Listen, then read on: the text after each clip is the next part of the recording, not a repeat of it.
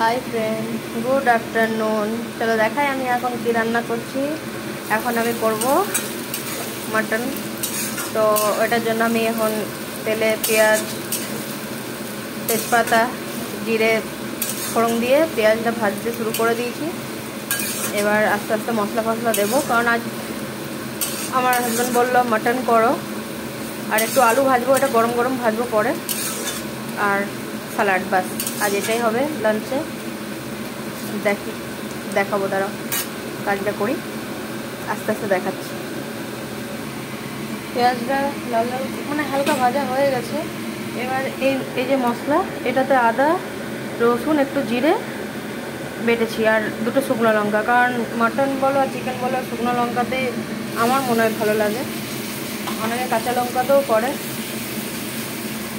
কিন্তু mutton chicken করলে আমি শুকনো লঙ্কাতেই করি। এটা দিলাম। এবার গুঁড়ো মশলাগুলো সব দিয়ে দেবো।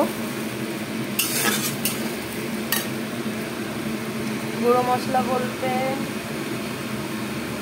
হলুদ দেবো আর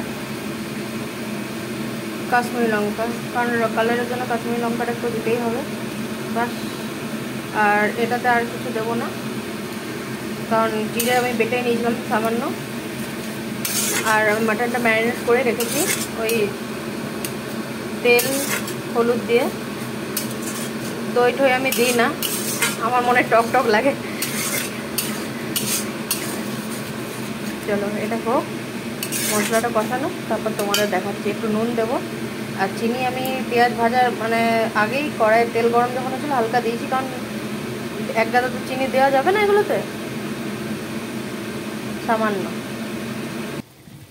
দেখো মাটনটা দিয়ে দিলাম, এবার মাটনটা কষানো হোক।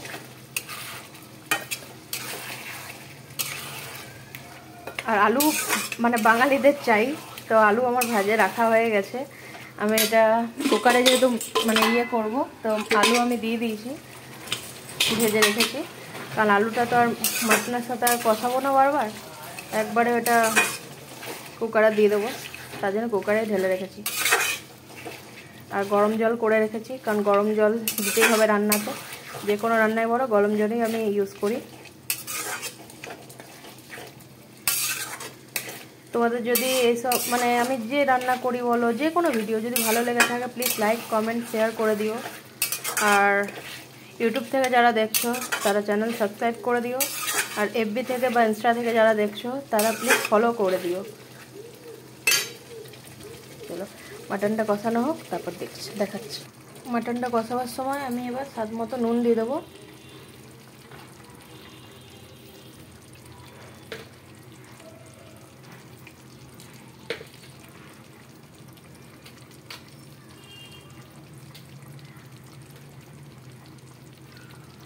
চলো দেখো মাটনটা আমার খুব ভালোভাবে কষানো হয়ে গেছে।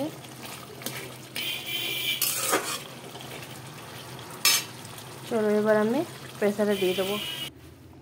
চলো বন্ধুরা, মাটনের লাল লাল ঝোল হয়ে রেডি হয়ে গেছে। এবার গরম মশলা দিয়ে দেবো, বাস আজকের মতো রান্না কমপ্লিট। তোমরা কে কী করছো বলো।